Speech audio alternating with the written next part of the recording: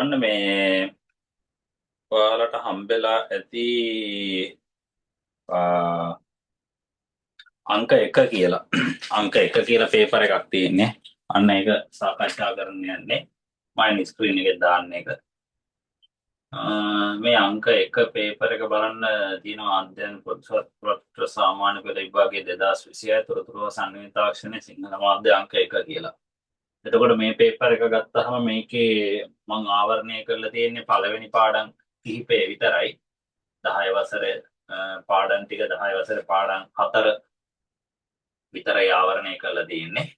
ඊළඟ පේපර් එකේ 10 වසරේ 4 වෙනි පාඩම නේ ඊළඟ පේපර් එකේදී ඔක 5ක් විතර වෙනවා. පාඩම් 5ක් 6ක් විතර වෙනවා. ඒතොර එන්න පාඩම් ගාන වැඩි වෙනු ඇත.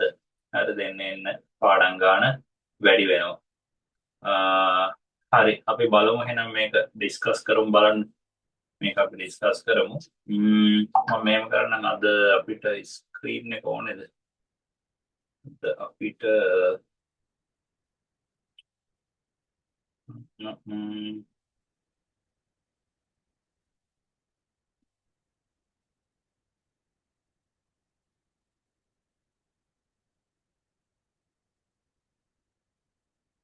අපිට වයිට් බෝඩ් එක ඕන වෙනවා අවස්ථා කිහිපයකදී. ඕකේ. අන්න ඒ වෙලාවට මම වයිට් බෝඩ් එකේ ඒවා දාන්න. වයිට් බෝඩ් එක අවශ්‍ය වෙන අවස්ථාවන් වලදී ගණන් හදන ඒවා ටික තියෙනවනේ. අන්න ඒවා ටික වයිට් බෝඩ් එකේ හදන්න. හරි. ඔන්න බලන්න මේ පළවෙනි එකේ අහලා තියෙනවා. මෙන්න මෙහෙම. පරිගණකයේ පියා ලෙස හඳුන්වන්නේ කවුරුද කියලා අහලා තියෙනවනේ. මම හිතනවා මේක ඔයාලා කරලා ඇති කියලා. මේක කරලා ඇති කියලා හිතනවා ඔයාලා සාමාන්‍යයෙන් පැයක් වගේ වෙලාව අරගෙන MCQ එකක් කරන්න. ඊළඟට ඔතනම ඇති essay එකකුත් ඇති රචනා පේපර් එකකුත් ඔතනම ඇති. ඒක පැය දෙකක් වෙලාව අරගෙන මේ පේපර් එක කරලා දියන්න. හරිනේ. මේ මාසෙට අදාළ පේපර්ස් ටික ඔන්න ඔයාලට ඒවල ඇත්තේ ඒ ටික කරලා දියන්න. හැම සතියෙම එක ගානේ කරන්න. හරි අපි බලමු එහෙනම් පළවෙනි එකේ අහලා තියෙනවා පරිගණකයේ පියා ලෙස හඳුන්වන්නේ කවුරුද කියලා. බලන්න ලියනාඩෝ ඩා වින්චි කියන්නේ කවුද?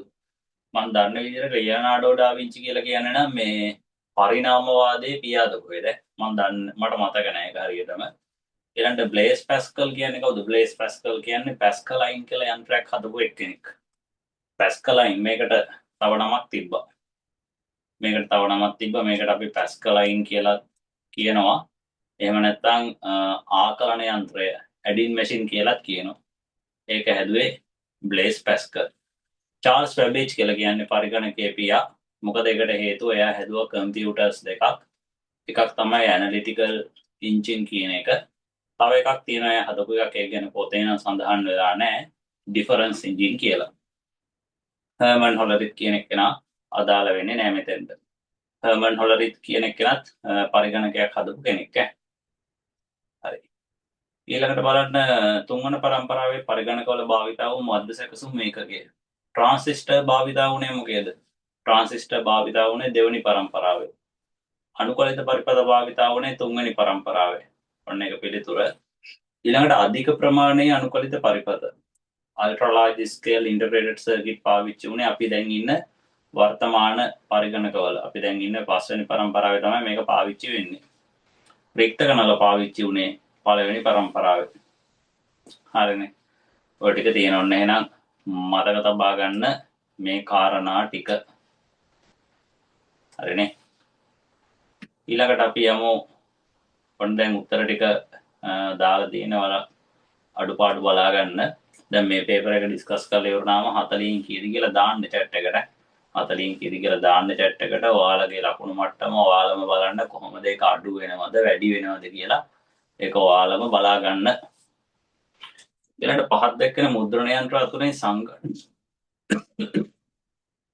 සංඝට්ටණය වන මුද්‍රණ යන්ත්‍රයක්. බලන්න සංඝට්ටණය වන කියන්නේ මොකද්ද? සංඝට්ටණය වන කියලා කියන්නේ මේ මුද්‍රණය වෙද්දී හඬක් එන ඒවට. මුද්‍රණය වෙද්දී හඬක් එනවා. එහෙම හඬක් එන්න හේතුව මොකද්ද? හඬක් එන්න හේතුව තමයි ඒවා මුද්‍රණය වෙද්දී මුද්‍රකයේ හිස සහ මුද්‍රකයේ හිස කඩදාසිය සමග ගැටෙනවා. අන්නේ ඝට්ටනයේදී තමයි මෙන්න මේ ශබ්දයක් ඇති වෙන්නේ. එතකොට අන්න ඒවට අපි කියනවා සංඝට්ටන මුද්‍රණ යන්ත්‍ර කියලා. ඒ වගේ සංඝට්ටන මුද්‍රණ යන්ත්‍ර කිහිපයක් තියෙනවා. සංඝට්ටන මුද්‍රණ යන්ත්‍ර කිහිපයක් තියෙනවා. ඊළඟට අනික් කාණ්ඩය තමයි සංඝට්ටනය නොවන. එහෙම හඬක් ගොඩ නැගෙන්නේ නැති ඒවාත් තියෙනවා. ඒ විදිහට ආකාර දෙකක් තියෙනවා. මේක බලන්න අපිට ආන්සර්ස් වල දීලා තියෙනවා ලේසර් මුද්‍රණ යන්ත්‍රය. ලේසර් මුද්‍රණ යන්ත්‍රය කියන්නේ සංඝට්ටනය නොවේ. ශබ්දයක් ඇහෙන්නේ නැහැ එහෙම. තාප මුද්‍රකෙත් මොකද වෙන්නේ? සංඝට්ටනය නොවේ. තාප මුද්‍රකය කියලා කියන්නේ ඔය ATM මැෂින් එකේ පාවිච්චි වෙනවා. ඊළඟට ආය මොනවද? ආය පාවිච්චි වෙනවා මෙයා බස් ටිකට් එක එන මැෂින් එක තියෙන එකේ ඊළඟට POS සිස්ටම් වල පාවිච්චි වෙනවා. ලකුණුකරණය කියන්නේ ප්ලොටර් කියන එක. ප්ලොටර් පාවිච්චි වෙනවා සාමාන්‍යයෙන් අර මේ ලොකු printing වැඩවලට තමයි පාවිච්චි කරන්නේ. බැනර් කට් අවුට් එහෙම print කරන්න. මේකත් සංඝට්ටනය නොවේ. තිට්න්‍යාස කියන එක සංඝට්ටනය වෙනවා. ඩොට් මැට්‍රික්ස් කියන එක. ඊළඟ හතරවෙනි එකට හතර බලන්න නියමු මාධ්‍යයක් සඳහා උදාහරණයක් අහනවනේ. මතකද දන්නේ ඔයාලට දත්ත සම්ප්‍රේෂණයට අපි කතා කරා. දත්ත සම්ප්‍රේෂණය සිද්ධ වෙනවා කියලා සම්ප්‍රේෂණ මාධ්‍ය දෙකක් ඔස්සේ එකක් තමයි නියම මාධ්‍ය. එකක් නියම මාධ්‍ය අපි ඒකට කියනවා වයර්ඩ් කියලාත් කියනවා. වයර් සහිත නැත්නම් ගයිඩඩ් මීඩියා කියලා කියනවා. එතකොට නියම මාධ්‍යවලදී වයර් තියෙනවා. වයර්ඩ් කියලා කියන වයර් තියෙනවා. රේඩියෝ තරංග කියන්නේ වයර්ලස් එකක්. අදෝරක්ත කියන්නේ වයර්ලස් වයර් රහිත. ප්‍රකාශ තන්තු කේබලය කියන්නේ වයර් සහිත එකක්. හැබැයි මයික්‍රෝවේව් කියන්නේ වයර් රහිත එකක්. ඊළඟ පස්වෙනි එක බලන්න මධ්‍ය සැකසුම් ඒකකයක් තුළ අන්තර්ගත වන උපාංගයක් නොවන්නේ මොකද්ද කියලානේ. CP එකක් ඇතුලේ නැති උපාංගය මොකද්ද කියලා අහන්නේ. බලන්න CP එකක් ගත්තාම ඒක ඇතුලේ මෙමරි රෙජිස්ටර්ස් තියෙනවා. පාලන ඒකකයේ තියෙනවා. කන්ට්‍රෝල් යුනිට් එක තියෙනවා. අංක ගණිතමය හා තාර්කික ඒකකයේ කියලා එකක් තියෙනවා ඒකේ. මධ්‍ය සැකසුම් ඒකකයේ ප්‍රධාන කොටස් 3කින් සමන්විතයි කියලා අපි කතා කරනවා 10 වසර දෙවෙනි පාඩමේදී. ප්‍රධාන මතකය කියලා එකක් නැහැ. ප්‍රධාන මතකය ගත්තොත් එයා තියෙන්නේ මදර් බෝඩ් එකේ වෙනම ඩිවයිස් එකක් විදිහට මදර් බෝඩ් එකට වෙනමම තමයි එයා ෆික්ස් වෙන්නේ. ඊළඟට නියම මාධ්‍යවල ඇති වාසියක් වන්නේ වන 5ට 4 6වෙනි එක බලන්න නියම මාධ්‍යවල ඇති වාසියක් වන්නේ. නියම මාධ්‍ය කියලා කියන්නේ වයර් තියෙන මාධ්‍ය. වයර් තියෙන මාධ්‍යවල වාසියක් පිරිවැය අවම වීම මොකද වෙන්නේ? පිරිවැය අවම වීම ගත්තොත් ඒක වැරදීනේ. පිරිවැය වැඩි ඇත්තටම. දැන් ට්විස්ටර් පෙයා කේබල් එහෙම පාවිච්චි කරනවා නම් ෆයිබර් ඔප්ටික් පාවිච්චි කරනවා නම් ඒවට පිරිවැය වැඩි. කොඇක්සියල් කේබල් එහෙම ගණන් වැඩි. සාමාන්‍ය ගණන් වැඩිම ෆයිබර් ඔප්ටික්. ඊළඟ කොඇක්සියල් කේබල් එක ගණන් අඩුයි ඊට වැඩිය. ට්විස්ටර් පෙයාක ඊට වඩා ටිකක් අඩුයි. ඒකේ වර්ග දෙකක් තියෙනවනේ. ආරක්ෂාකාරී වීම. ආරක්ෂාකාරී වීම කියන එක හරි. වයර් සහිත මාධ්‍යවල ඇත්තටම ආරක්ෂාකාරී බව වැඩි. ඒකට හේතු තමයි මොකද මේ බාහිරින් එන ඒ කියන්නේ මේ සිග්නල් සංඥාවක් එනවා නම් එහෙම ඒක අඳුනගෙන භාවිතා කරන්න හැකියාව තියෙනවා. හැබැයි වයර් එකක් දිගේදී මොකද වෙන්නේ? වයර් එකකින් කපලා තමයි තියෙන data නේද ඇටච් කරගන්න වෙන්නේ. data මොකක් හරි එකට රෙකග්නයිස් කරගන්න වෙන්නේ. ඊළඟ තවත් එකක් තමයි මේ ආරක්ෂාකාරී වීම කියන එක මේ බාහිරින් එන සංඥා වලින් එන බලපෑමත් අඩුයි වයර් වලට. දැන් වෙනත් සංඥා ගත්තොත් එහෙම රේඩියෝ තරංග ඒවට එහෙම බලපෑම් ඇති වෙනවනේ. බලපෑම් ඇති වෙනවා කියලා කියන්නේ බාහිරින් එන මොනවද? බාහිරින් එන දේවල් තියෙනවනේ. අපි උදාහරණයක් ගමු විද්‍යුත් තරංග. බාහිරින් විද්‍යුත් තරංග එනවා නම් ඒ ඔස්සේ බලපෑම් සිද්ධ වෙනවා. ඊළඟට බාහිරින් එනවා නම් චුම්බක තරංග ඒවට බලපෑම් සිද්ධ වෙනවා. හරිනේ. ඕකේ.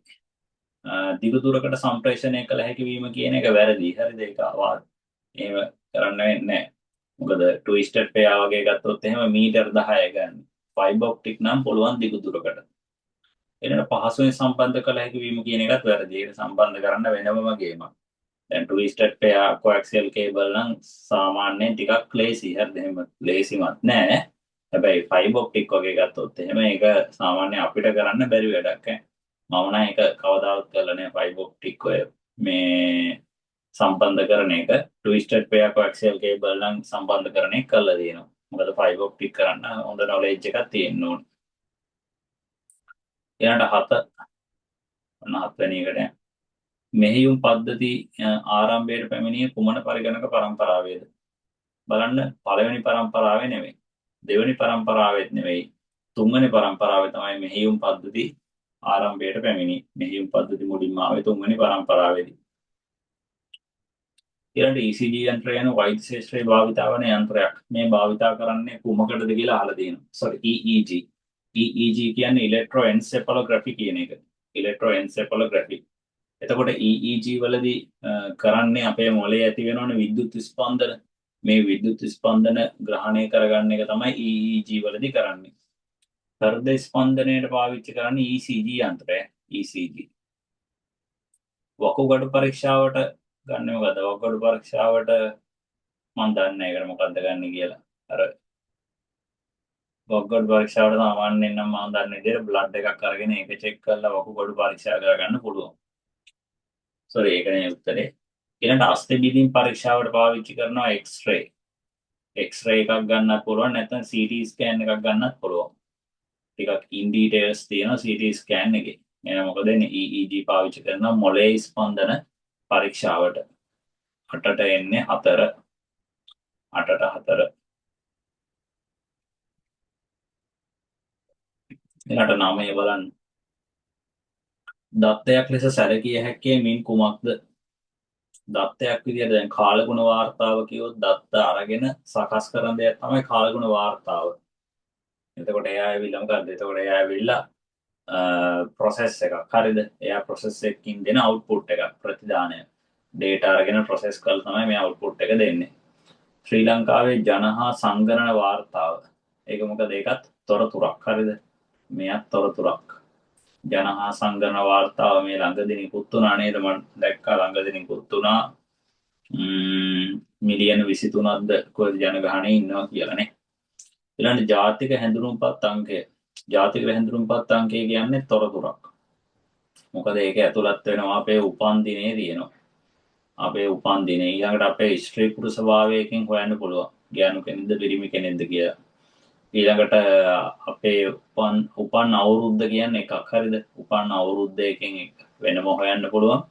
ඊළඟට ඉපදුන අවුරුද්දේ ජනවාරි 1 වෙනිදා ඉඳලා උපන් දිනේට තියෙන දින ගාන පාවත් මේකේ හොයන්න පුළුවන්. එතකොට ඒකත් තොරතුරක්. කමල්ගේ ගණිත විෂය ලකුණු කියලා කියන්නේ මොනවද? දත්තයක්. හරිද? ඒකෙන් කිසිම අපිට අදහසක් අරගන්න බෑ. ඉතින් ඒක කමල්ගේ නේද ගණිත ළමයි ගොඩකගේ දීලා තියෙනවා නම් අපිට තොරතුරක් විදියට ගන්න පුළුවන්. ළමයි ගොඩකගේ දීලා තියෙනවා. ඒකෙන් මෙන්න මෙයාට වැඩිම ලකුණ කියලා. එහෙම දීලා තියෙනවා නම් සාධාරණයි. හරිනේ.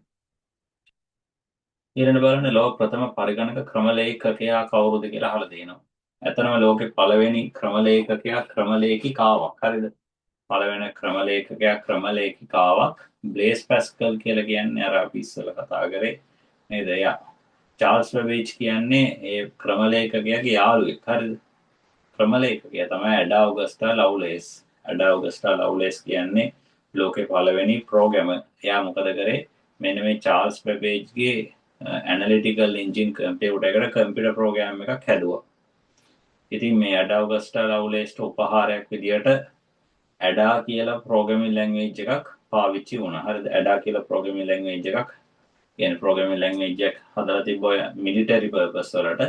අන්න ඒකේ නම ඇඩා කියලා නම් කරලා තිබ්බා. වොන් නියුමන් කියලා කියන්නේ පරිගණක විද්‍යාඥයෙක්. එයා පරිගණකයේ සංකල්ප ඉදිරිපත් කරපු පුද්ගලයෙක්. අපි දැන් 11ට පරිගණකයේ නශ්‍ය මතකයක් ලෙස සැලකිය නොහැක්කේ කුමක්ද? වාරක මතකය කියන්නේ නශ්‍ය මතකයක්. දැන් නශ්‍ය මතකයක් කියන්නේ මොකද්ද? නශ්‍ය මතකයක් කියලා කියන්නේ එයාගේ දත්ත తాවකාලිකව තමයි ගබඩා වෙන්නේ. එයාගේ දත්ත ගබඩා වෙන්නේ తాවකාලිකව. ඒ කියන්නේ එයා විදුලිය තියෙනකන් විතරයි දත්ත ගබඩා කරන්නේ නශ්‍ය මතකයේදී. හැබැයි නශ්‍ය නොවන එකේදී මොකද වෙන්නේ? විදුලිය නැති වුණත් මතකයේ දිගට මේ ආකාරයෙන්ම පවතිනවා. පඨන මාත්‍ර මතකය කියන්නේ මොකද්ද? නශ්‍ය නොවන මතකයක්. හරියට හරි. දැන් මෙයාට විදුලිය ලැබුණේ නැති වුණාම මෙයාගේ මෙමරිය ලොස් වෙන්නේ නැහැ. හරිද? මෙයා ROM chip එකක තමයි මේ දත්ත ගබඩා වෙන්නේ. කියන්නේ දැන් පරිගණකයේ තියෙන BIOS කියන්නේ අන්න ඒ වගේ එකක්. BIOS එක තියෙන්නේ ROM එකක. BIOS කියන ප්‍රෝග්‍රෑම් එක. කරන්ට් එක ගියා කියලා එයා ප්‍රෝග්‍රෑම් එක නැති වෙන්නේ නැහැ. දැන් ඔයාලා පාවිච්චි කරන ස්මාර්ට්ෆෝන් වල ROM එකක තමයි OS එක තියෙන්නේ. OS එක අපිට අයින් කරන්න බෑ. ඔයාලා ෆෝන් වල Android තියෙනවා නම් Android එහෙම අපිට අයින් කරන්න බෑ. හැබැයි කම්පියුටර් එකකට Windows තියෙනවා නම් ඒක අයින් කරන්න පුළුවන්. මොකද ඒක තියෙන්නේ hard disk එකේ නිසා. මතක රෙජිස්ටර් කියන්නේ නැශ්‍ය මතකයක්. ඊළඟට ප්‍රධාන මතකය කියන්නේ නැශ්‍ය මතකයක්. හරිනේ. ඔන්න 11ට වෙනකන් හරි. ඊළඟට 12 බලන්න මධ්‍ය සැකසුම් ඒකකයක වේගය මැනීමට භාවිතා කරන ඒකකය. ගිගාහර්ට්ස් තමයි ඒකට පාවිච්චි කරන්නේ. ගිගාහර්ට්ස් කියන එක ටිකක් අඩු එකකයක් තමයි මෙගාහර්ට්ස් කියලා කියන්නේ. ගිගාබයිට් කියලා කියන්නේ මොකක්ද? ගිගාබයිට් කියලා කියන්නේ ධාරිතාවය මයින ඒකකයක්. හරිද? ගිගාබයිට් කියලා කියන්නේ ධාරිතාවය මයින ඒකකයක්. ඒක පාවිච්චි කරන්න පුළුවන් ඔය hard disk එක, main memory එක වගේ capacity එක measure කරන්න. ඊට පස්සේ ඊළඟට බලන්න තියෙනවා මෙගාබයිට්ස් කියලා කියන්නේ ගිගාබයිට්ස් වලට වඩා අඩු ඒකකයක්. හරිද? මෙගාබයිට්ස් කියලා කියන්නේ ගිගාබයිට්ස් වලට වඩා අඩු ඒකකයක්. දැන් ඔයාලා මේ ෆෝන් වලට data card දානවනේ. දැන් data card GB නේද තියෙන්නේ. දැන් data card මෙගාබයිට් වලින් එන්නේ නැහැ නේද? මම දන්නේ මම data card දාලා නැහැ අවුරුදු ගානක. දැන් data card එනවද MB වලින්? මෙගාබයිට් වලින් data card එනවද? කවුරු හරි දාන්නව chat එකට. දැන් ඉස්සර නම් අපි පාවිච්චි කරේ මේ මෙගාබයිට්ස්. හරිද? ඉස්සර data card අපි දානවා මෙගාබයිට්. මොකද අර WhatsApp, YouTube ඒවා අපි එහෙම පාවිච්චියක් වෙන්නේ නැහැ අපිට. දැන් නම් මේ පැකේජ් තියෙනවනේ. ඉස්සර ඒවා පැකේජ් තිබ්බේ නැහැ. ඉස්සර YouTube යන්න වෙනම එකක්, WhatsApp යන්න වෙනම එකක්, TikTok යන්න වෙනම එකක්. නේද? දැන් ඒ කම්පැනි මොකද වෙන්නේ? එයාලගේ මඩිය තර කරගන්න ඕන හින්දා එක එක පැකේජ් දාලා අපේ ස්පීඩ් ලිමිට් එක අඩු කරවලා දෙනවා. ඉස්සර එහෙම නෙවෙයි. ඉස්සර ඔය පැකේජ් වලට data තමයි මෙගාබයිට්ස් අපි දාන්නේ. හරි නේද? දැන් එනවද එහෙම මේ මම දන්නේ. දැන් එනවද මෙගාබයිට්ස් වලින් තියනවද data card දාන්න මෙගාබයිට්? දැන් ඉස්සර මට ඕනක රුපියල් 40 ගානට 20 ගානට 30 ගානට තිබ්බා මෙගාබයිට් ගණන්. ඉස්සර අපි ඒව පාවිච්චි කරේ. දැන් එනවද නැද්ද කියලා මම දන්නේ. ඔන්න කවුරු දන්නවනම් කියන්න. මිලි ඇම්පියර් කියලා කියන්නේ මොකද්ද? විදුලිය එනවනේ එහෙම.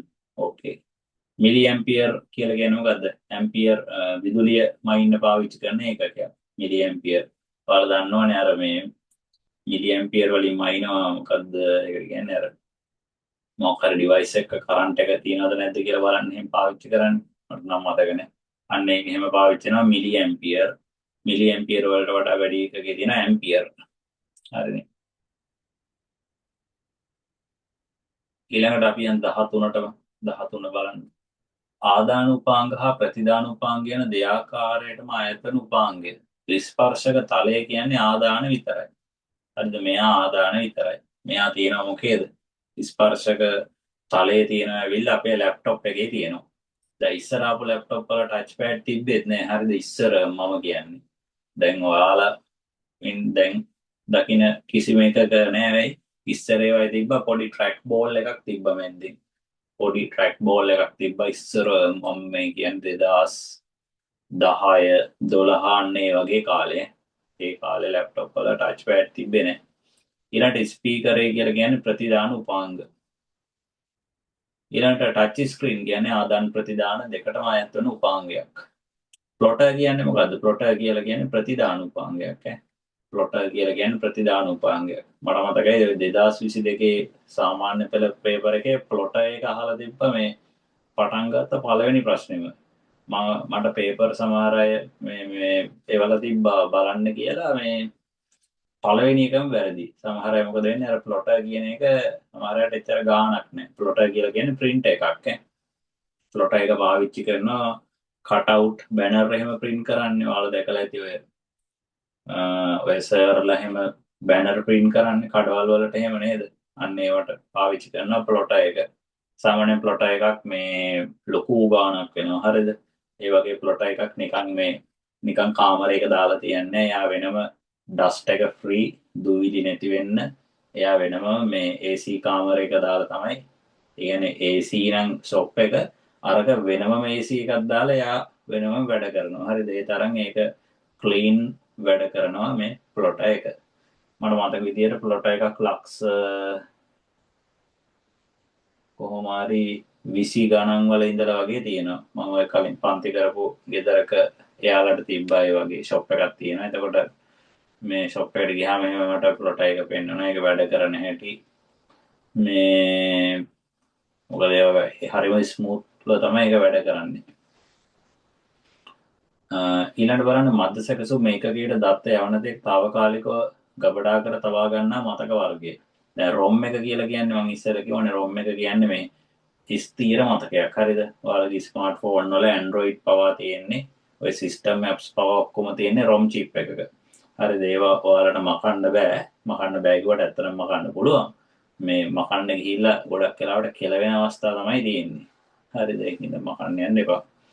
ඊළඟ සසම්භාවී ප්‍රවේශ මතකය තමයි ප්‍රධාන මතකයේ විදියට පරිගණකයේ පාවිච්චි කරන්නේ. යා තමයි తాවකාලිකව මධ්‍ය සැකසුම් ඒකකයට යවන දෙක් දත්ත ගබඩා කරන්නේ. මතක රෙජිස්ටර් කියලා කියන්නේ මධ්‍ය සැකසුම් ඒකකයේ ඇතුලේ ඉන්න කෙනෙක්. හරිද? ඇතුලේ ඉන්න ඩයල් එක ඒකින්ද අපිට එයාව අයින් කරන්න පුළුවන්. සැනලි මතකය කියලා කියන්නේ මොකද්ද? සැනලි මතකය කියන්නේ එහා මෙහා අපි අරගෙන පෙන් ඩ්‍රයිව් එකෙන් අන්තර්ජාලය හඳුන්වා දුන් කාලය අයත් වන්නේ කුමන පරිගණක පරම්පරාවටද?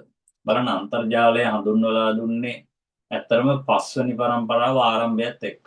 හරිද? 5 වෙනි පරම්පරාව ආරම්භයත් එක්ක අන්තර්ජාලය හඳුන්වලා දුන්නේ 1989 වගේ කාලයේදී 89 90 වගේ කාලයේදී මේක හඳුන්වලා දුන්නේ මුලින්ම ඇමරිකාවට. හරිද? ඇමරිකාවේ තමයි මුලින්ම මේක නිර්මාණය කළේ.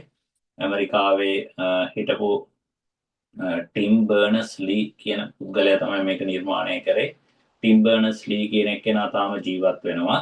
වයස මට මතක විදිහට 70 ගානක්ද 80 ගානක්ද මන් දන්නේ නැහැ වයස. එයා තමයි අන්තර්ජාලය කියන්නේ ආපනෙට් කියන එක නිර්මාණය කළේ. හරිද? ඊට පස්සේ තමයි ඒක අනිත් රටවල් වලට ව්‍යාප්ත වුණේ. මට මතක විදිහට 99 2000 වගේ වෙද්දි ලංකාවට අන්තර්ජාල සම්බන්ධතාවය ඇවිල්ලා තියෙනවා. කේබල් හරහා තමයි මේක එන්නේ. ඉස්සරහට අපි 11 වසරේ කතා කරන ඔය ඉන්ටර්නෙට් යන විදිය ගැන මේ අන්තර්ජාලය සම්බන්ධයෙන් වෙනම තියෙනවා පාඩමක් 11 වසරේ 3 වෙනි පාඩම. එතකොට ඔක්කොම සීන් එක කියලා දෙන්න. හරි. ඊළඟට අපි යම් විභාග බහුවරණ ප්‍රශ්න පත්‍ර වල පිළිතුරු පරීක්ෂාවට යොදාගත හැකි උපාංගය. MICR පාවිච්චි කරන්නේ මොකටද? චෙක් පත්වල තියෙන කියවන්න. චෙක් පත්වල තියෙන අර තියෙනවනේ මොකක්ද ඒකට කියන්නේ මැග්නටික් කැරක්ටර්ස් වගේක් තියෙනවා. අන්නේ කැරක්ටර්ස් අනුලක්ෂණ ටික කියවන්න තමයි MICR පාවිච්චි කරන්නේ. බැංකුවල පාවිච්චි වෙනවා. ගොඩක් මම දැකලා තියෙනවා ඒ සිකුරාදාට එහෙම යන්නකො ඔයාලා බැංකුවකට. මම මේ කියන්නේ මේ අර නිකන් මේ ලංකා බැංකුව මහජන බැංකුවනේ ඔයාලා නිකන් සිකුරාදාට යන්න ඔය මේ ටිකක් ගොඩක් ලංකාවේ බිස්නස් කරන බැංකුවක් තමයි කමර්ෂල් බැංකුව. මමත් කොමර්ෂල් බැංකුවේ තමයි මමත් ගොඩක් මේ ගනුදෙනු කරන්නේ. සාමාන්‍ය සිකුරාදාට ගියාම තනි කර එන්නේ චෙක්. හරිද? MICR එකක් ළඟ තියාගෙන යාලා ඒ වැඩ ටික කරනවා. වෙනම ඒවට ඉන්නවා එක්කෙනෙක්. ඒ සඳහා පාවිච්චි කරන්නේ. RFID කියලා කියන්නේ මොකද? RFID කියන්නේ Radio Frequency Identification Device කියන එක. Radio Frequency කියන්නේ රේඩියෝ තරංගයක් නිකුත් කරන සාමාන්‍යයෙන් ඔය අපි ඇඳුම් ගන්න කඩවල වලට ගියාම මේ ඇඳුම් වල තියෙන ටැග් එකක් අන්න ඒව එහෙම RFID. ඊළඟට ආය ඔය මේ ටිකක් ලොකු ෆාම් එහෙම තියෙන්නේ. ලොකු ෆාම් එකක් එහෙම ගත්තොත් ඒකේ ඉන්න සත්තුන්ගේ කනේ දාලා තියෙන RFID හයි කළානේ. ඇයි සත්තු එහෙම යනවනේ ඌ ඉන්න තැන හොයාගන්න. ගොඩක් ඔය කිරිහරක් ගෙහෙම පාවිච්චි කරන RFID. මොකද සාමාන්‍යයෙන් කිරිහරකෙක් වෙන ගණන් හරිද? නිකන් හරකෙක් නම් එච්චර ගාණක් වෙන්නේ නැහැ. මම දන්න විදිහට ලක්ෂ 2ක් 3ක් විතර නෙවෙන්නේ. සාමාන්‍ය කිරිහරකෙක් රුපියල් මිලියන 2ක් වගේ අතර ගාණක් වෙනවා. ලංකාවේ මුදලින් ඈ. ලංකාවටත් එහෙම කිරිහරක් ගෙන්නනවා. ඕස්ට්‍රේලියාව නිව්සීලන්ත වලින් ගෙන්නනවා. ඒ වගේ සත්තුන්ගේ පාවිච්චි කරනවා ඉන්න තැන හොයාගන්න. OMR කියලා කියන්නේ මේකට පාවිච්චි කරන උපාංගය. ඔප්ටිකල් මාක් රීඩර් කියලා කියනවා. මේක පාවිච්චි කරනද සාමාන්‍ය ලංකාවේ ජාතික විභාගවලදී ඔප්ටිකල් මාක් රීඩර් පාවිච්චි කරන්නේ. ඔයාලගේ MCQ වර කොටු කපලා තිබ්බට ඕක බලන්නේ OMR පාවිච්චි කරන්නේ. හරිද? ජාත්‍යන්තර විභාග තියෙනවනේ. ඒ විභාගවලදී ගොඩාක් අපේක්ෂකයෝ ඉද්දි ඉක්මනටම රිසල්ට් එක දෙන්න ඔප්ටිකල් මාක් රීඩර් පාවිච්චි කරනවා. ඊළඟට දැන් මම මේ ජපානයේ ඇවිල්ලා ඉගෙන ගන්න කැම්පස් එක තියෙනවනේ. ඒ කැම්පස් එකේ මේ පාවිච්චි කරන්නේ ඔප්ටිකල් මාක් රීඩර් එකක්. හරිද? මේ එම්ස් එකේ කොටු කොළ තියෙනවා. ඒවා කපලා දැන් සමහර වෙලාවට එහෙම මට එහෙම වෙන දෙයක් තමයි මේ අර අපි පුරුදු වෙලා ඉන්න විදිය මේකයි තියෙන අවුල. මේකේ ඒවා කොටු නෙමෙයි තියෙන්නේ මෙන්න මෙහෙම බෝල තියෙන්නේ. මම මොකද කරන්නේ ওই බෝලේ චුට්ටක් පාට කරන එහෙම නැත්නම් වෙලාවට කතිරයක් ගහනවා මතක වෙලා. ඉතින් එහෙම වුණාම මේ කියනවා ඒක වැරදි කියලා. එයාලා ඇවිල්ලා කියනවා ඒක එයාලගේ මැෂින් එකෙන් රීඩ් කරන්නේ නැහැ. ඒකින්ද මෙන්න මෙහෙම බෝලේ හොඳට පාට කරන්න කියලා. ආයේ මේ බෝලේ හොඳට පාට කරන්න ඕනේ 1 2 3 4 තියෙනවනම් හොඳට පාට කරන්න ඕනේ. හරිද? එතකොට තමයි එයා ඒක අයිඩෙන්ටිෆයි කරගන්නේ. ඊළඟට OCR කියලා කියන්නේ අනුලක්ෂණ කියවන එකක්. OCR.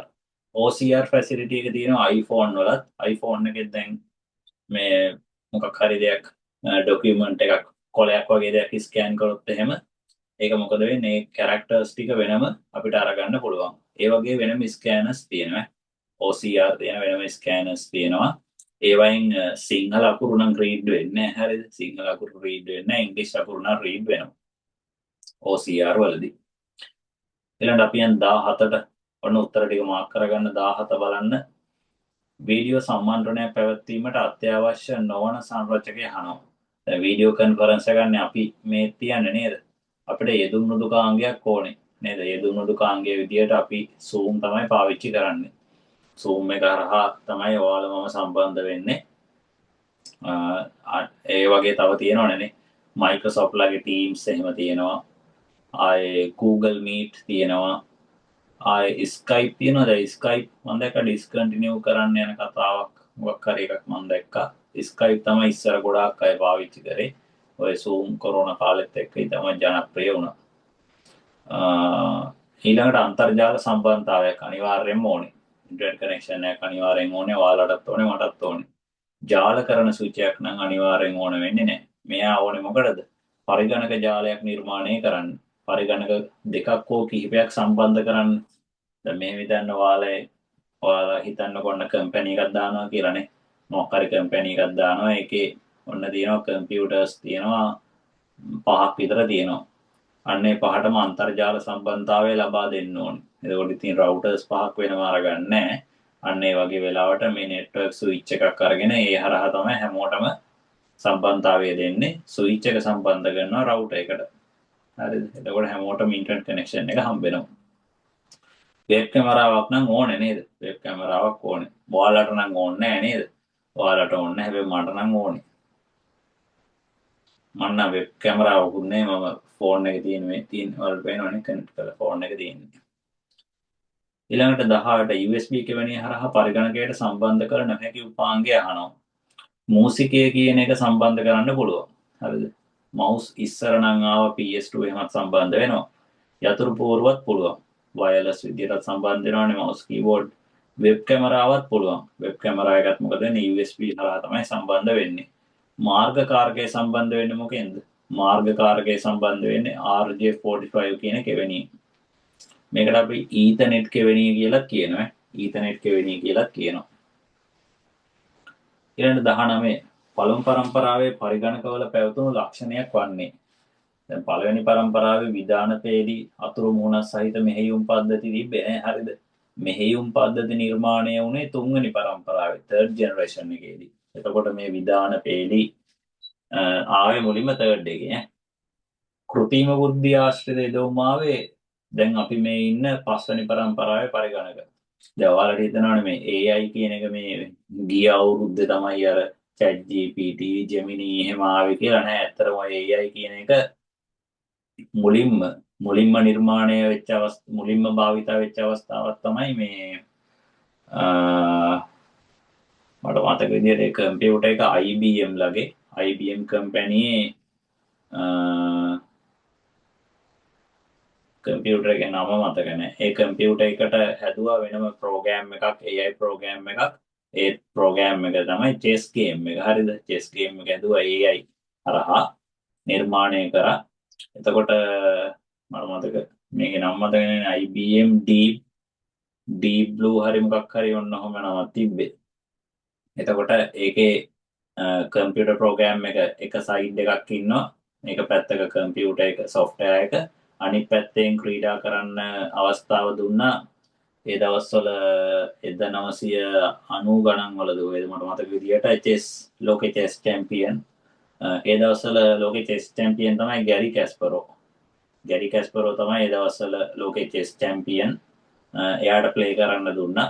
මේ ඔයාලට හිතන ඇති මේ AI එකකින් හදපු අර ප්‍රෝග්‍රෑම් එක දින්න ඇති කියලා. නෑ ඇත්තටම එයා දින්නේ නෑ. හරිද? පළවෙනි වතාවේදී ගැරි කැස්පරෝ තමයි දින්නේ.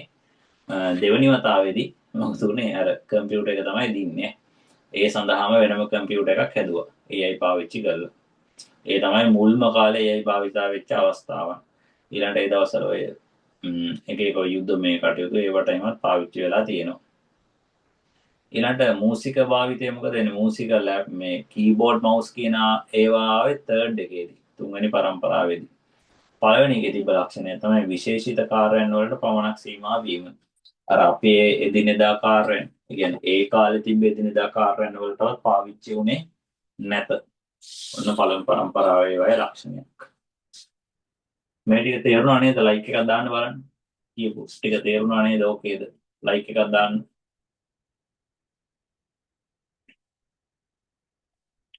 මම මේ ප්‍රශ්නෙත් එක්ක අර නිකම්ම උත්තරේ කියාගෙන යන්නේ පාඩමට ඒවා අදාළ කොටස් කියනවා. මොකද ඔයාලා මුල් පාඩම් වලට සම්බන්ධ වෙලා නැතුව ඇතිනේ. අන්න ඒකින්ද තමයි මේ දේවල් කියලා දෙන්නේ. 10 වසරේ ඉඳලා යන අය නම් අවුලක් නැහැ. එයාලට ඔය ඔක්කොම අහු වෙනවා. ඔයාලගේ ක්ලාසස් ළඟදීම පටන් ගත්ත ඒක. ඊට පස්සේ ලබන සතියට පස්සේ සතියේ තියෙනවා ඩේටාබේස් පාඩමෙන් වෙනම එක්ස්ට්‍රා ක්ලාස් එකක් සෙමිනාර් එකක් විදියට කරනවා ඩේටාබේස් එකක්. ඩේටාබේස් පාඩම ඔයාලට අහු වෙලා නැතුව ඇති කියලා මම හිතනවා. ඩේටාබේස් වලින් අනිවාර්යෙන් දත්ත සමුදායෙන් අනිවාර්යෙන් අහනවනේ ප්‍රශ්නයක්. ඒකට මම දිනයක් යොදාගෙන තියෙන්නේ ලබන සතිය නෙවෙයි ඊට පස්සේ මට මතක විදිහට 19 වෙනි ඉරිදාද කොහෙද 19 ඉරිදා රෑ 9ට රෑ 9:12 ටයිම් එක තමයි මම ඒකට අරන් තියෙන්නේ ඉස්සරහට දිනේ හරියට කන්ෆර්ම් කරන්නම් හරිනේ ඕකේ ඊළඟට බලන්න අපි යන් 20ට රූප හා ශබ්ද යන ආකාර දෙකම සම්ප්‍රේෂණය වන පරිගණක කෙවෙනිය. HDMI එකේ රූප ශබ්ද කියන දෙකම සම්ප්‍රේෂණය වෙනවා. හැබැයි VGA එකේ මොකද වෙන්නේ? රූප විතරයි යන්නේ, ශබ්දය යන්නේ නැහැ. ඔඩියෝ පෝට් එක ගත්තොත් ඒකේ ශබ්දය විතරයි යන්නේ. පැරලල් පෝට් එක පාවිච්චි කරන්නේ අපි දත්ත සම්ප්‍රේෂණයට. හරිද? දත්ත සම්ප්‍රේෂණයට මෙයා මේ වීඩියෝ ඔඩියෝ ඩිවයිස් වලට සම්බන්ධ වෙන්නේ නැහැ. පැරලල් පෝට් එක ඉස්සර පාවිච්චි කරා ප්‍රින්ටර්ස් වලට. මුද්‍රණ යන්ත්‍රයක් සම්බන්ධ කරන්න දැන් ඉන්නේ නැහැ නේද? දැන් පැරලල් පෝට් එක එන්නේ නැහැ. මොකද දැන් ප්‍රින්ටර් සම්බන්ධ වෙන්නේ USB කෙවණිය හරහා. ඕකේ නේ. දැන් සාමාන්‍ය හිතන්න ඔයාලා PS5 එකක් ගන්නවා කියලා. ඔයාලා ගන්නවා PS5 එකක් ගේම් ගහන්න. හරිද? එතකොට PS5 එකක් අරගත්තාම අපි වෙනම මොනිටරයක් ගන්න ඕනේ. හරිද? එයාලා මොනිටරයක් දෙන්නේ නැහැ. එයාලා PS5 එක ටවර් එකක් වගේ තියෙන එක විතරයි දෙන්නේ. අපි වෙනම මොනිටරයක් අරගන්න ඕනේ. එතකොට එහෙම අරගත්තාම මේ දෙක කනෙක්ට් කරන්නේ HDMI පෝට් එකෙන්. VGA පෝට් එකක් මම දන්න විදිහට PS5 වල නැද්ද කොහෙද? හරිද? මට මතක නැහැ මම PS5 එකක් ගන්න කියලා ඉන්නවා ඉස්සරහට. මේ එතකොට බලමු. මම PS5 එක තාම මේ බලන්නවත් ගිහිල්ලා නැහැ. මේ එතකොට ඒ වගේ කනෙක්ට් කරත් එහෙම HDMI එකක් මෙන්න මේ වගේ මොනිටර් එකකට එයාගේ හිතන්නකො ස්පීකර්ස් තියෙනවා කියලා සමහර මොනිටර්ස් වල ස්පීකර්ස් තියෙනවා. හරිද? එතකොට මොකද වෙන්නේ අපිට ශබ්දයක් ඒකෙන් අහන්න පුළුවන්. සවුන්ඩ් එකත් අර මොනිටර් එකෙන්ම අහන්න පුළුවන්. සමහර මොනිටර්ස් වල ඉන්බිල්ට් ස්පීකර්ස් එනවා. හරිනේ. ඒ ටික තියෙනවා. ඊළඟට බලන්න අපි යම් 21ට ඔන්න ගණන් තියෙනවා දැන්. දැන් තියෙනවා ගණන් ටික මම බෝඩ් එකට යනවා හදන්න. ගණන් ටික මම බෝඩ් එකට මාරු වෙන්නම් ගණන් ටික හදන්න. ඊළඟට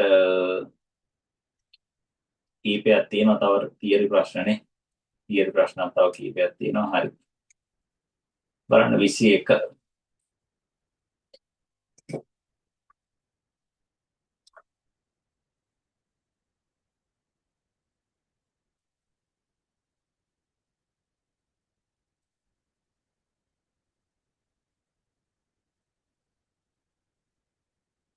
පහත් දැක්වෙන සංඛ්‍යා අතුරෙන් වළංගු නොවන BCD අගය.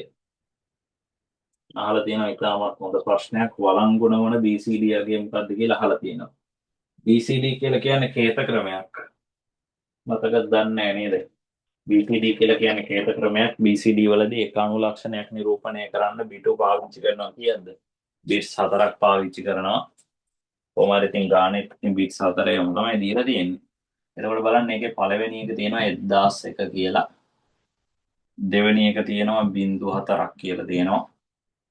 තුන්වෙනි එක තියෙනවා 0.0.0.1 කියලා. හතරවෙනි එක තියෙනවා 1.1.0 කියලා. මේ පැත්තේ බලන්න මෙයාගේ දෙකේ බල දෙකේ බිඳුව දෙකේ එක දෙකේ දෙක දෙකේ තුන. BCD වල මතකද දන්නේ BCD වල ඔයාලට කියලා දුන්න බිඳුවේ ඉඳලා 9 දක්වා තියෙන දශමය අගයන් විතරයි පාවිච්චි වෙන්නේ කියලා. 9න් පස්සේ තියෙන අගයන් භාවිතා වෙන්නේ නැහැ. හරිද? 10 11 12 නැහැ. මෙතන දෙකේ බිඳුවෙනි බලය 1යි දෙකේ තුන්වෙනි බලය 8යි. 8යි 1යි කීයද 9යි. ආයා පුළුවන්. 0.4ක් කියන්නේ කීයද බිඳුවමයි. එයත් පුළුවන්. මෙතන මොකද වෙන්නේ? මෙයා දෙකේ බිඳුවෙනි බලය. දෙකේ බිඳුවෙනි බලය කීයද 1යි. එයත් පුළුවන්. මෙයා මොකද වෙන්නේ? මෙයා දෙකේ බිඳුව දෙකේ 1 දෙකේ 2 දෙකේ 3. මෙතන දෙකේ පළවෙනි බලය 2යි දෙකේ තුන්වෙනි බලය 8යි. 8යි 2යි කීයද 10ක් වෙනවා. ඔන්න වැරදි. එයාව අපිට නිරූපණය කරන්න බෑ. එහෙනම් වැරදි උත්තරේ තමයි 4. වළංගු නොවන BCD අගය කියලා තියෙනවා. 4. ඊළඟට 22ට දාන්න බලන්න ආන්සර් එක. chat එකට දාන්න බලන්න 22ට.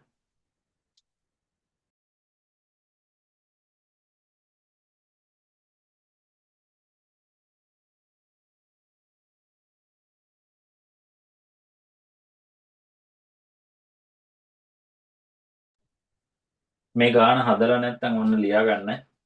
මේ ගාන හදලා නැත්නම් ඔන්න ලියා ගන්න.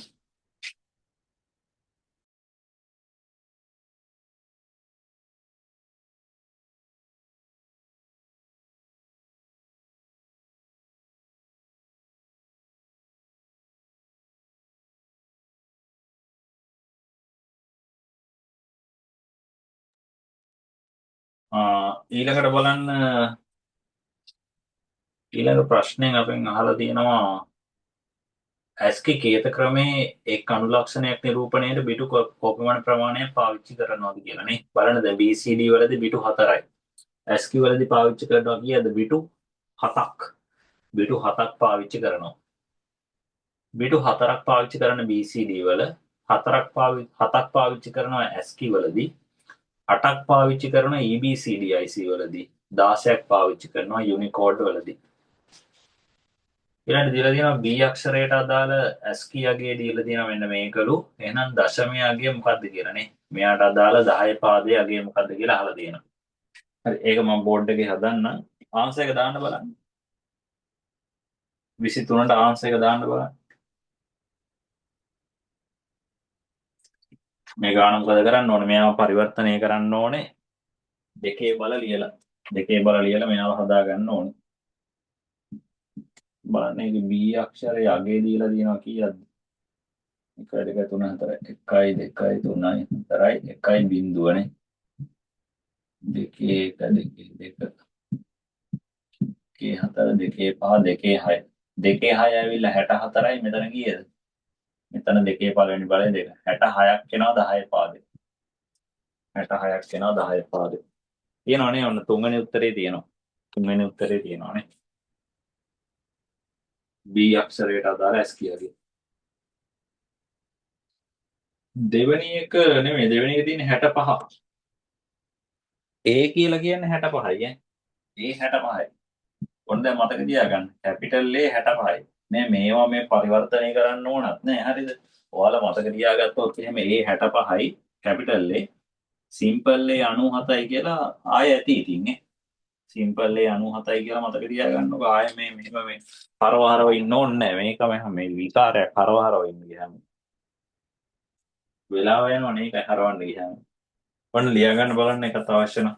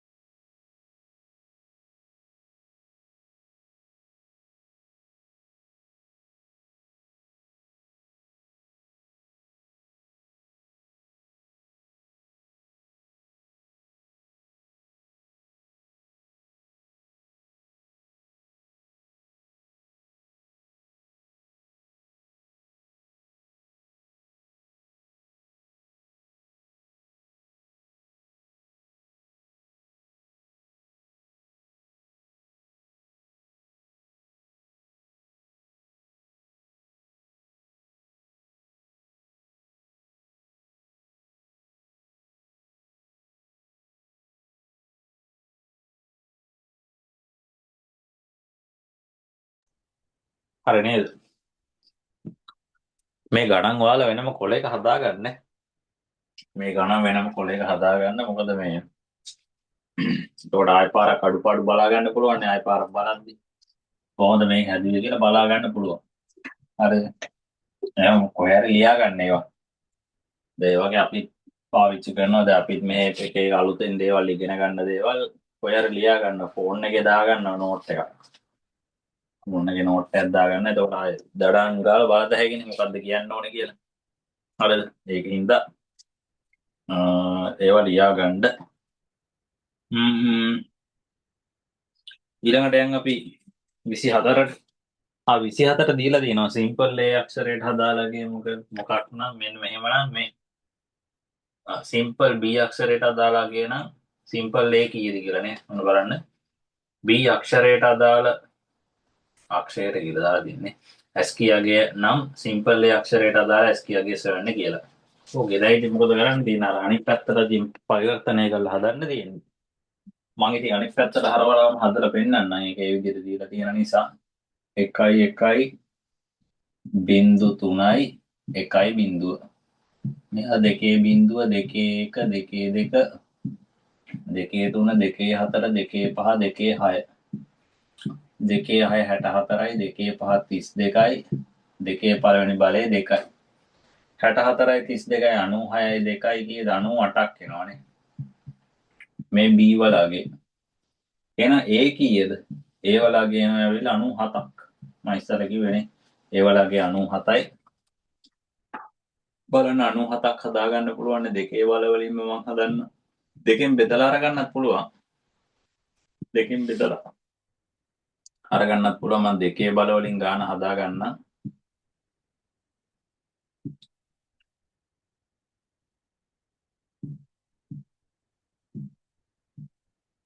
බලන්න 97ක් හදාගන්න ඕනේ කොහමද 97ක් හදන්නේ 64යි 32යි 96යි 96යි 1යි 97යි ඔන්න හැදුවා ලියා ගන්න එකත් අවශ්‍ය නම් ලියා ගන්න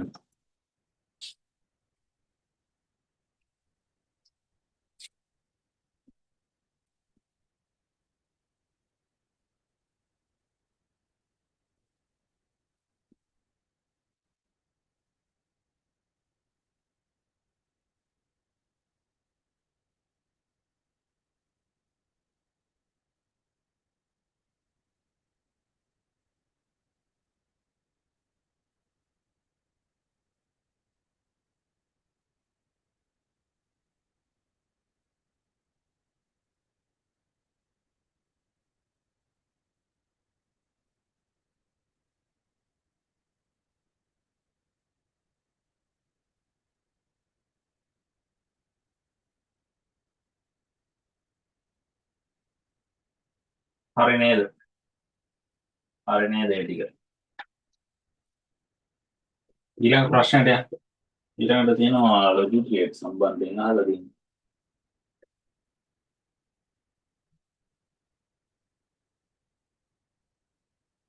මේකේ උත්තරේ කීයද මේකේ උත්තරේ 24ට ඇවිල්ලා කීයද දෙන්නේ 24ට ඇවිල්ලා උත්තරේ 3 උත්තරේ 3 නේ 24ට උත්තරේ 3 අපි නම් 25ට බලන්න 25 පහත් දැක්කන සත්‍යතාවකයට ගැලපෙන තාර්කික ద్వාරය මොකක්ද කියලා අහලා තියෙනවානේ මම සත්‍යතාවක අඳින්නම් බෝඩ් එකේ බලන්න මේකේ සත්‍යතාවකව මෙන්න මෙහෙම එකක් දීලා තියෙනවා AB ආදාන තියෙනවා මෙතන ප්‍රතිදානයේ තියෙනවා 0.01 0.1 F තියෙන්නේ 1.3 දැන් මේ බලන්න දැන් අපි දන්න අර O ගේට් එකයි not ගේට් එකයි තියෙනවනේ O ගේට් එකයි not ගේට් එකයි ගත්තොත් දැන් O ගේට් එක ගත්තොත් මොකද වෙන්නේ ආදාන වලින් එකක් හරි එක වුණොත් තමයි ප්‍රතිදානය එක වෙන්නේ මේක එහෙම වෙලා නැහැ AND ගේට් එක ගන්න AND ගේට් එකේ මොකද වෙලා තියෙන්නේ ආදාන සියල්ලම එක වුණොත් ප්‍රතිදානය එක වෙලා තියෙනවා එහෙමත් නැහැ දැන් මේකේ not එකක් එහෙම එන්නේ නැහැ මේ අවස්ථාවේදී එහෙනම් මේ වගේ වෙලාවට අපි දන්නවා මේක අනිවාර්යයෙන්ම එක්ක NOR එකක් හරි NAND එකක් හරි කියලා අපිට උපකල්පනය කරන්න පුළුවන් එතකොට මොකද කරන්නේ?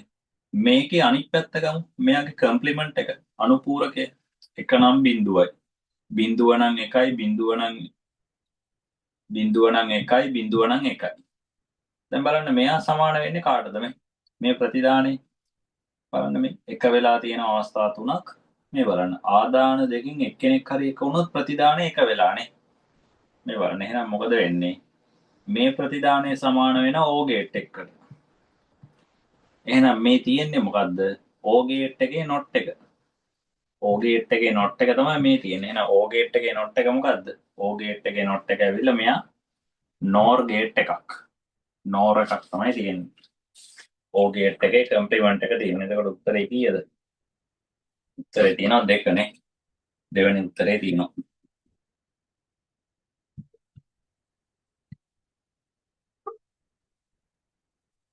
ඊළඟට අපි යම් 26ට පහක් දක්වන තාර්කික ద్వාරය හඳුනා ගන්න. මොකද්ද තියෙන්නේ? මෙහෙම ඇවිල්ලා තියෙනව නේද? මේ තියෙන O ගේට් එකක්. O ගේට් එක නොට් කරලා තියෙනවා. එහෙනම් මේ තියෙන්නේ NOR ගේට් එකක්. මේ තියෙන්නේ NOR ගේට් එකක්.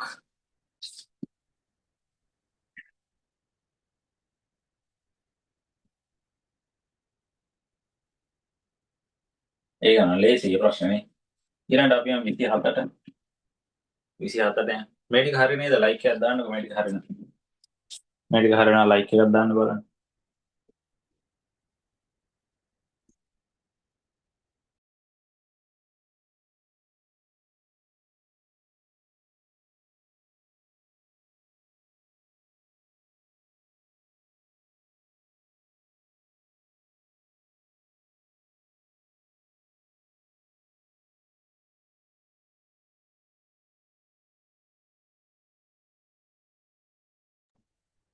හරි ඊළඟ ප්‍රශ්නේ බලන්න ඕන.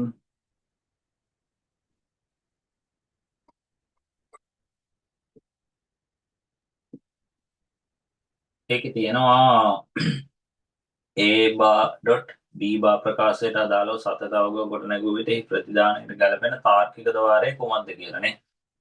දැන් අහන්නේ මේ දීලා තියෙන ප්‍රකාශනයට අදාළව ට්‍රුත් ටේබල් එකක් නැන්දොත් එයාගෙන ප්‍රතිදානය කාටද සමාන වෙන්නේ කියලා. එයාගෙන ප්‍රතිදානය කාටද සමාන වෙන්නේ කියලා තමයි අහන්නේ.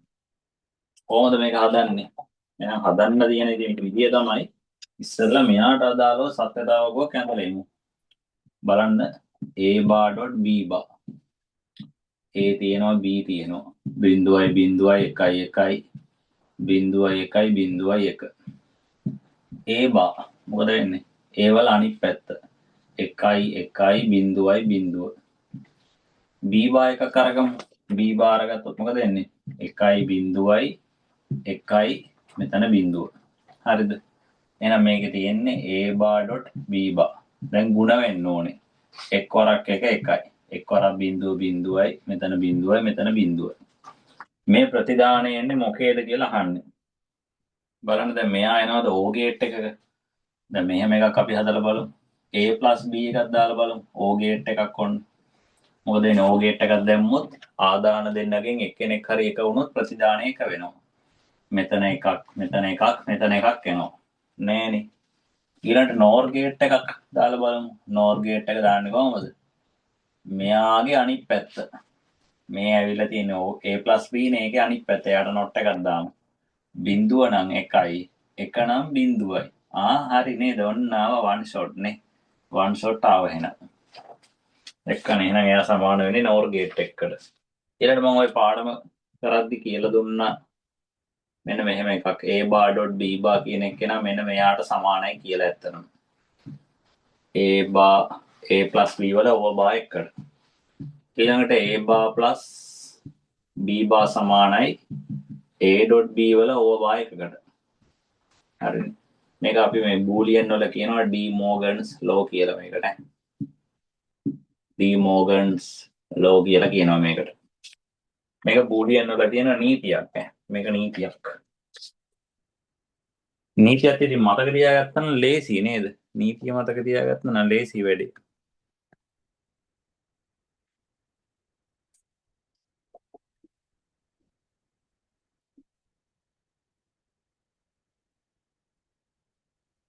ලියා ගන්න බලන්න ඒ ටික.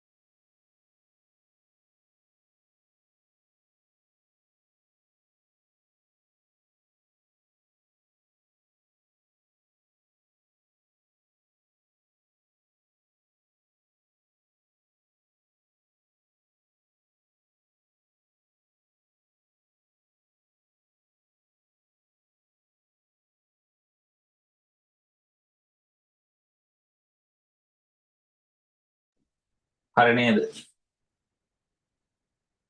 ඊළඟ ප්‍රශ්නේ 28.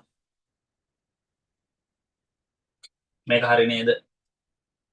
මේවා තිබ්බා ඉස්සර O level syllabus එකේ තිබ්බා ඔය 2000 කීයද 2009ද 2007ද වන්ද සිලබස් එකේ තිබ්බා.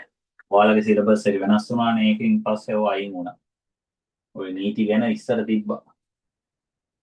ඔයාලා නේද 2000න් පස්සේ කට්ටියටද කොහෙද ඔක අයින් වුණා. 2000න් පස්සේ කට්ටියට වෙනස් වුණා.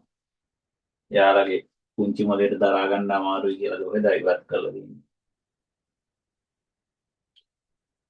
ඊළඟට අපි යන 28 EBCD කේත ක්‍රමයේ අනුලක්ෂණ 256ක් භාවිතා විය. එක් අනුලක්ෂණය නිරූපණයට බිටු කීයක් ඕනේද? 8ක් ඕනේනේ. බිටු කීයක් ඕනේද? 8ක් ඕනේ. ඒක ඉස්සෙල්ලත් ඒ වගේ ප්‍රශ්නයක් තිබ්බා නේද? බිටු 8ක් ඕනේ. ඉස්සෙල්ලා තිබ්බ ASCII වලනේ. ඊළඟ බලන්න 29 වෙබ් පිටු නිර්මාණයේදී වර්ණ නිරූපණයට වර්ණකේත භාවිතා කරයි. මෙහිදී බහුලවම භාවිතා වන සංඛ්‍යා පද්ධතිය. ඇතර මේ ලෝකේ වර්ණ තියෙනවා කීයක්ද? මේ ලෝකේ වර්ණ කීයක් තියෙනවද? දාන්න ඔය chat එකට මැසේජ් එකක්. වර්ණ කීයක් තියෙනවද මේ ලෝකේ? ඔයාලා දන්නවද? චිත්‍ර කරන අය දන්නවා ඇති. චිත්‍ර කරන අය. චිත්‍ර කරන අය නැද්ද? මං චිත්‍ර කරලා නැහැ. චිත්‍ර කරන අය දන්නවා ඇති.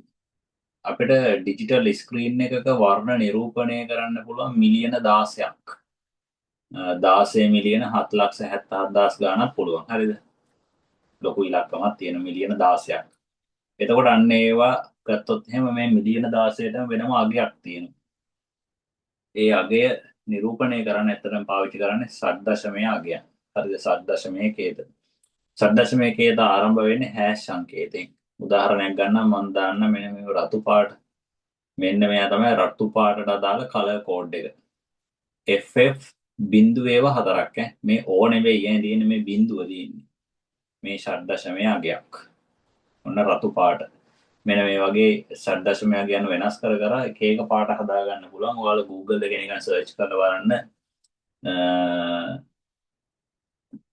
colors කියලා HTML colors කියලා.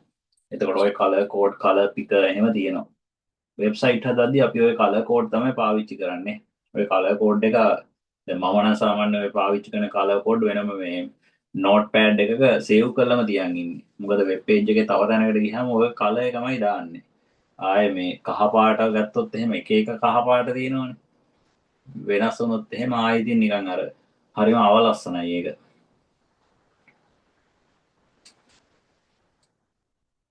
හරිනේ. ඕකේ ඊළඟට අපි යමු කීයටද? අපි යමු දැන් 30ට.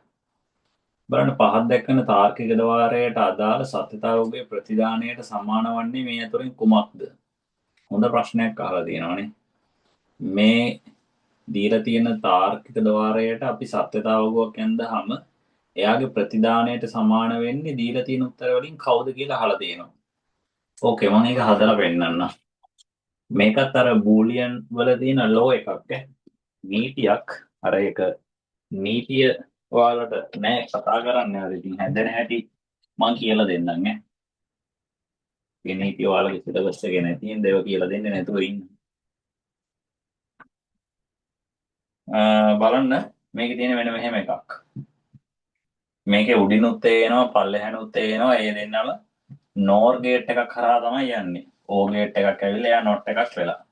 එතකොට බලන්න යාට සත්‍යතාවකයක් ඇන්දොත් ඒ දැන් මේකේ ආදාන කීයද? ආදාන එක්කෙනයි. ඒ විතරයි ඉන්නේ. ආදාන එකයි නම් අවස්ථා දෙකයි 0යි 1යි. ඕකේ. ඊළඟට අරගන්නවා a+a. a+a කියන්නේ මෙයාට මෙයාවම එකතු කරන්න ඕනේ. බිඳුවට බිඳුවම බිඳුවයිනේ. එකට එකක් එකතු කරාම එකයි. ඊළඟට මොකද වෙන්න ඕනේ? ඒවල බා. ඒවල බා එක කියන්නේ මොකද්ද? sorry. a+a වල බා එක කියන්නේ මෙයාගේ අනිත් පැත්ත. බිඳුව නම් එකයි. එක නම් මොකද වෙන්නේ? බිඳුවයිනේ. බිඳුව නම් එකයි එක නම් බිඳුවයි. එහෙනම් මේ දීලා තියෙන එකේ අනිත් පැත්තනේ මේ තියෙන්නේ. ලබා දෙන ආදානයේ අනුපූරකය තමයි එන්නේ මේක. අනුපූරකය තමයි මේ එන්නේ. මේ නොට් එක තමයි එන්නේ. හරිද? එහෙනම් යා කාටද සමාන වෙන්නේ? පළවෙනි උත්තරේ දීලා තියෙනවා A ට. ඔව්නේ A ටමයි. නෑ sorry A ට නෙමෙයි සමාන නෙමෙයි. ඒකේ නොට් එකට. දෙවෙනි උත්තරේ දීලා තියෙනවා B ට. මේක B එකක් නේ. බොරුවට B දීලා. A වල බා එකට. මේ බලන්න දැන් A බා එකක් අපි අරගමු මෙහෙන්. මම මේ පැත්තකින් අරගන්න A බා එකක්. බිඳුව නම් 1යි 1 නම් බිඳුවයි. මේ දැක්කනේ A බාට යා සමානයි.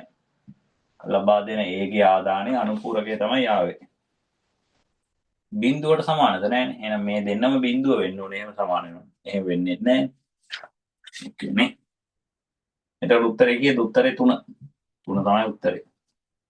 ලොජික් ගේට් අමාරුයි නම් කියන්න ලොජික් ගේට් 10 වසරේ ක්ලාස් එකක් තියෙනවා. ඔයාලට සම්බන්ධ වෙන්න පුළුවන්. ඒ 10 වසරේට දැන් සංඛ්‍යා පද්ධති පටන් ගත්තා.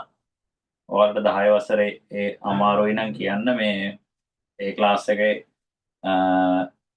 ලයිව් යන වෙලාවට ඔයාලට සම්බන්ධ වෙන්න පුළුවන් නේ. ලයිව් යන වෙලාවට සම්බන්ධ වෙන්න පුළුවන්.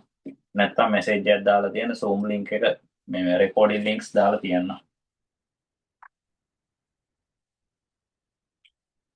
ඊළඟට බලන්න 31 අහනවා 64 අටේ පාදයෙන්.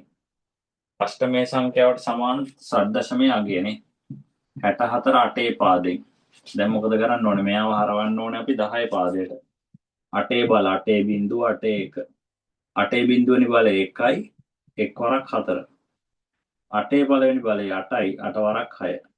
ඔන්න දැන් චක්‍රය ඕනේ 8 වරක් 6 48 1 වරක් 4 4යි කීයද? 52ක් එනවා 10 පාදෙන්නේ 52ක්. උත්තරේ කියන 3. ආයකරත් උත්තරේ 3. හරි නේද? මේ ටික තේරුණාද? ලයික් එකක් දාන්නකො මේ ටික තේරුණා නම්. ලයික් එකක් දාන්න මේ ටික තේරුණාද? ඕකේ දෝ. ඕකේ නේ.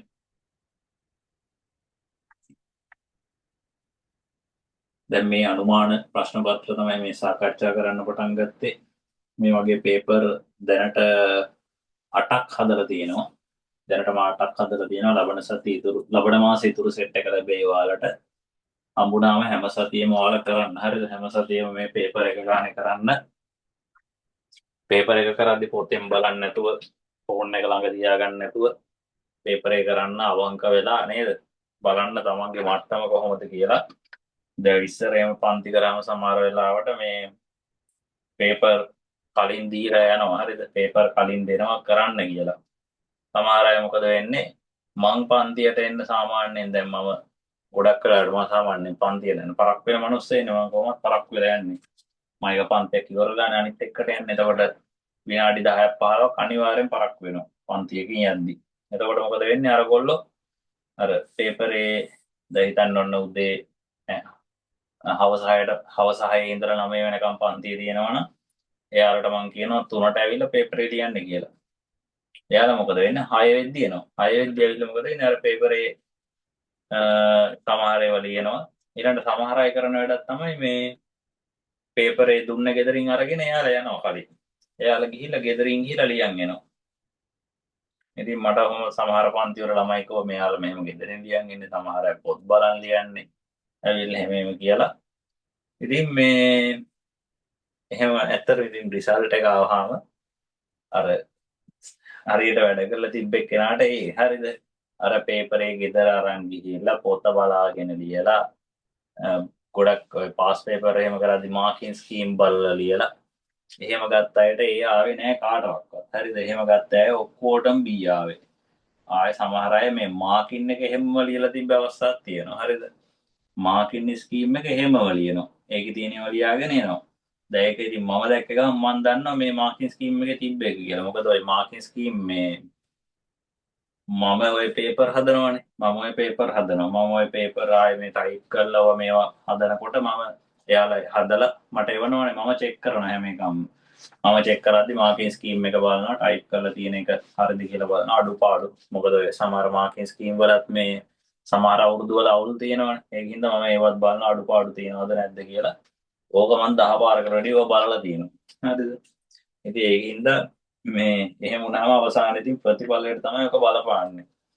ඒකින්ද ඔන්න තමන් තනියෙන් පේපරේ ලියන්න ලියලා ඉවර වෙලා මෙන්න ඩිස්කස් කරන වෙලාවට බලන්න අඩුපාඩු මොනවද හරියට දාගන්න වැරදි ඒවා ටික වෙනම කොහෙන් හරි ලියා ගන්න ක්ලාස් එකේ මට මේ ප්‍රයිවට් හරි නැත්නම් මේක chat එකට දාන්න 40 කීයක් තියෙනවද කියලා දැන් එහෙම කලින් දවස්වල කරා දාලා තිබ්බ සමහර අය දාලා තිබ්බ සමහර අය පේපර් කරලා තිබ්බේ නැහැ ඉස්සරහට ඔහොම කරන්නේ කරොත් තමයි ඒකට යන්න පුළුවන් නැත්නම් නම් බොරු කියන්න ඕනේ ඒකට යන්න බෑ හරිද මොකද IT මේ කියන තරම් නම් ලේසි නෑ හරිද ඉස්සර නම් ලේසි ඔය 2016 17 18 19 වගේ නම් ලේසි 2022 පස්සේ නම් IT පේපරේ ආයි සුපිරියටම තියෙනවා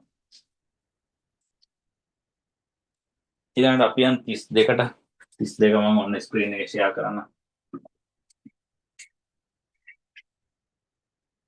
බලන්න පරිගණකයේ භාවිතා වන මතක ඒකක අතුරින් වේගවත්ම මතක ඒකකේ කුමක්ද කියලා අහලා තියෙනවානේ දැන් මෙතන තියෙන ඒවායින් වේගවත්ම කවුද? මෙතන තියෙන වේගවත්ම එක්කෙනා එක මතක රෙජිස්ටර්. දෙවැනියට වේගවත්ම එක්කෙනා තමයි වාරක මතකය. 3 ප්‍රධාන මතකය, 4 තමයි සැනලි මතකය. අංක 1 මතක රෙජිස්ටර්.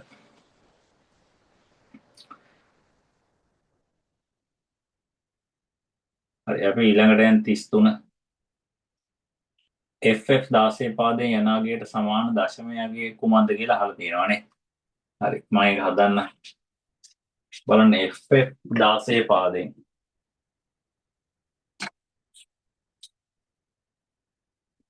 FF මොකද කරන්න ඕනේ 16 බල 16 බිඳුව 16 1 16 බිඳුවෙනි බලය ගුණ කරන්න ඕනේ F කියන්නේ 15 16 පළවෙනි බලය ගුණ කරන්න ඕනේ F කියන්නේ 15 16 බිඳුවෙනි බලය 1යි 1 වරක් 15 16 පළවෙනි බලය 16යි 16 වරක් 15 1 වරක් 15 15යි 16 වරක් 15 කීයද 240යි එකතු කරාම එනවා 255ක් එනවා 10 පාදයෙන් 255ක් එනවා 10 පාදයෙන් නදා ගන්න ඕන නම් ඒක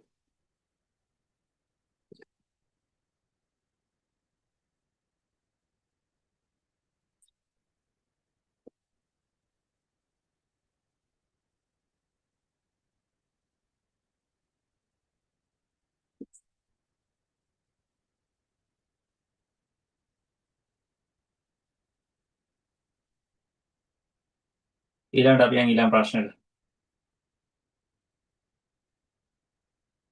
ඊළඟට බලන්න 9 යන සංඛ්‍යාව අයත් විය නොහැක්කේ කුමන සංඛ්‍යා පද්ධතියටද පද්ධති වලටද දශමය වලට අයිති වෙනවා ෂඩ්දශමය වලට අයිති වෙනවා අෂ්ටමය වලට අයිති වෙන්නේ නැහැ දශමය හා ෂඩ්දශමය දෙකටමත් අයිති වෙනවා වැරදි උත්තරේ 3නේ ඉතල විහ නොහැක්කේ පහත් දැක්වෙන ආචාර්ය උපාංග අතුරින් ඉහළම ආචාර්ය ධාරිතාවය ඇත්තේ කුමන උපාංගයකටද සාමාන්‍ය සැනලි මතකයේ GB වලින් තමයි ධාරිතාවය තියෙන්නේ වාරක මතකයේ මෙගාබයිට් වලින් තියෙනවා. ප්‍රධාන මතකයේ GB වලින් දෘඩ තැටියේ තියෙනවා ටෙරාබයිට් වලින්. ඔන්න ඔක තමයි අපිට ගන්න පුළුවන් ආසන්නම කියන්නේ. එහෙනම් දෘඩ තැටිය තමයි වැඩිම එක්කෙනා ටෙරාබයිට්. ඊළඟට 36 සංඛ්‍යාවකට අදාළ පාදය දැක්වීමට එම සංඛ්‍යා පද්ධතිය මොකද්ද පාවිච්චි කරන්නේ? දැන් අපි සංඛ්‍යාවක් කොහොම ලිව්වොත් එහෙම 9 කියලා යටින් ලියනවනේ එයාගේ පාදය. එහෙනම් මේ පාදය කියන්නේ මොකද්ද? එයාගේ තියෙන අනුලක්ෂණ ගණනනේ. අදාළ සංඛ්‍යා පද්ධතිය අනුලක්ෂණ ගණන තමයි මේ තියෙන්නේ. උපරිමාගේ නෙවෙයි ඈ. උපරිමාගේ නෙවෙයි මේ. අවමගියත් නෙවෙයි, මධ්‍යනාගයත් නෙවෙයි.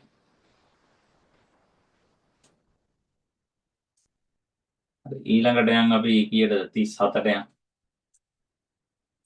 පහත් දැක්වෙන ප්‍රකාශ අතරින් නිවැරදි ප්‍රකාශන තෝරන්න. සත්‍යවගෝග ආදාන තුනක් ඇතුළේ සංයෝජන 8ක් නිර්මාණය වේ. හරිනේ. දෙකේ බලයට තමයි අපි ආදාන ගාන නංවන්නේ. ආදාන තුනක් තියෙනවා නම් දෙකේ තුන්වෙනි බලය කීයද 8යි. හරියට හරි. not ද්වාරය සංයුක්ත ද්වාරයක්ද නේ? not ද්වාරය කියන්නේ මූලික ද්වාරයක්. not එක මූලික ද්වාරයක්. ඊළඟට C තාර්කික ද්වාර ඉලෙක්ට්‍රොනික උපාංග වල ක්‍රියාකාරීත්වය සඳහා භාවිතා වේ. හරියට හරි. එතකොට A සහ C පමණි. A සහ C පමණි.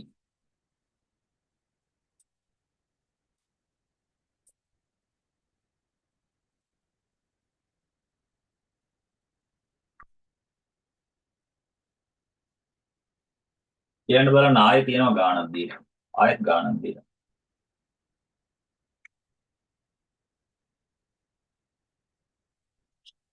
අපි ගාන බලන්න ඒකේ තියෙනවා BCD අගයක් නේ. BCD අගයක් තියෙන යාට සමාන වෙන දශමය අගය අහනවා. මම BCD අගය ආය පාරක් ලියාගන්නම් මේ.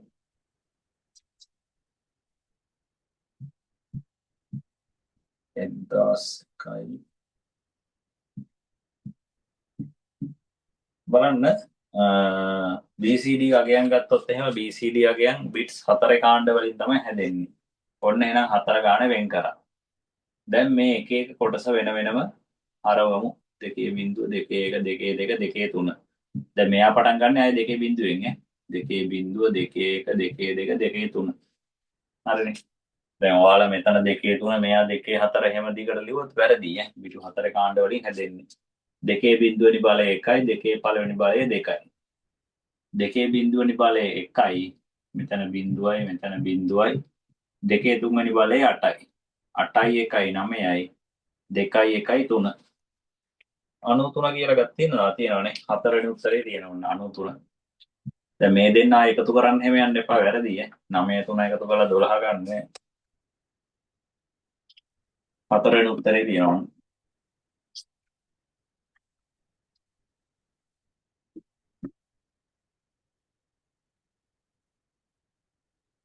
ඊළඟට අපි යන් 39ට. පහත දැක්වෙන ප්‍රකාශන අතුරින් වළංගු ප්‍රකාශන මොනවාද කියලා අහලා තියෙනවා. වළංගු ප්‍රකාශන මොනවාද? ෂඩ්දශමී සංඛ්‍යා පද්ධතිය උපරිමගේ 9ලු නෑනේ. උපරිමගේ තමයි කැපිටල් F. එයා 15යි. නෝර් ද්වාරයක් ඕ ද්වාරයකින් හා නොට් ද්වාරයකින් නිර්මාණය කළ හැක. හරියට හරිනේ ඉස්සෙල්ලා අපි කතා කරා ඒක. ඕනෑම සංඛ්‍යා පද්ධතියක අගයක් වෙනස් සංඛ්‍යා පද්ධතියක අගයක් බවට පරිවර්තනය කළ හැක. හරි? ඕනම එකක් අපිට වෙනත් එකක් බවට පරිවර්තනය කරන්න පුළුවන් හැකියාව තියෙනවා. ඕකේ. එතකොට B හා C පමණි උත්තරේ 3. ඊළඟට 40 මුල්වරට ඉංග්‍රීසි හැර අනෙකුත් භාෂා නිරූපණය කළ හැකි වූයේ කුමන කේත ක්‍රමයේද? BCD වල ඉලක්කම් විතරයි. ඉලක්කම් 9 ඉලක්කම් 10 විතරයි. ASCII වලදී ඉංග්‍රීසි අකුරු විතරයි. EBCD වලත් ඉංග්‍රීසි අකුරු විතරයි. යුනිකෝඩ් වල තමයි ලෝකයේ තියෙන අනිත් භාෂා නිරූපණය කරන්න පුළුවන් උනේ. යුනිකෝඩ් වලදී. යුනිකේත ක්‍රමය. හරි නේද? ඕකේ. ඔන්න බලන්න 40ට 40න් කීයද කියලා දාන්න බලන්න එන 40න් කීයද කියලා.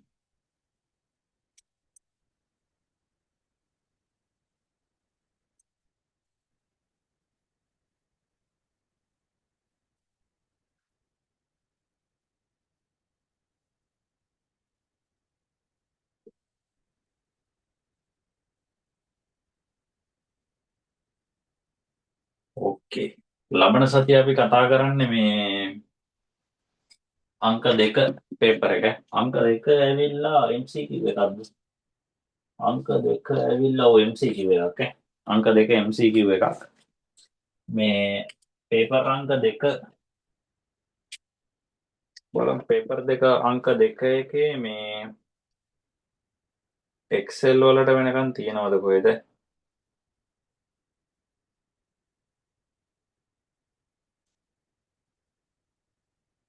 නෑ Word වලට වෙනකන් තියෙන්නේ.